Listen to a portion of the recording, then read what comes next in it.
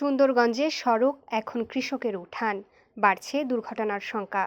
নিয়ম নীতির তোয়াক্কা না করে গাইবান্ধার সুন্দরগঞ্জ উপজেলার সরকারি বেসরকারি প্রতিষ্ঠানের মাঠঘাট, কাঁচা পাকা সড়ক ও গ্রামীণ হাইওয়ে এখন ধান, ভুট্টা ও খড় শুকানোর দখলে। চলতি বোরো ও ভুট্টা মৌসুমে কৃষানীরা সকাল থেকে রাত পর্যন্ত সড়ককে ব্যবহার করছেন অস্থায়ী উঠান হিসেবে। এতে সড়কগুলো সংকুচিত হয়ে পড়েছে এবং প্রতিনিয়ত বাড়ছে দুর্ঘটনার ঝুঁকি। বিশেষ করে সুন্দরগঞ্জ পৌরসভা থেকে মওলানা ভাসানী সেতু পর্যন্ত প্রায় ২০ কিলোমিটার গ্রামীণ হাইওয়ে সড়কে ধান ও ভুট্টা মাড়াই এবং শুকানোর দৃশ্য এখন নিত্যদিনের চিত্র হয়ে দাঁড়িয়েছে।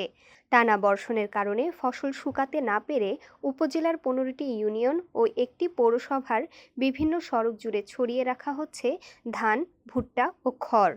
স্থানীয়দের অভিযোগ, এতে পথচারী, শিক্ষার্থী ও যানবাহন চালকদের চলাচল মারাত্মক ঝুঁকিপূর্ণ হয়ে উঠেছে। প্রায় প্রতিদিনই ছোটখাটো দুর্ঘটনা ও বাকবিতণ্ডার ঘটনা ঘটছে।